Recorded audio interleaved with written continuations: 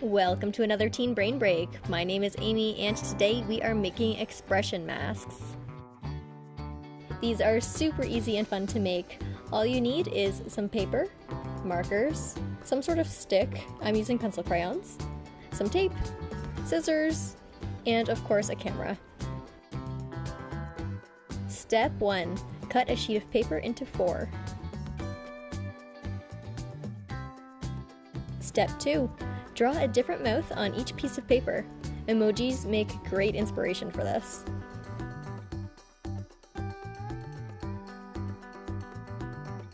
Step 3. Tape your stick to the back of your paper.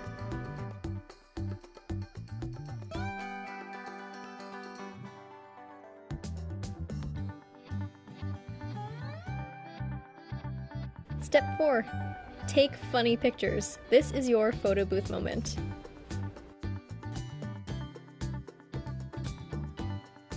I hope you enjoyed today's brain break, everybody. Take care and have a great day.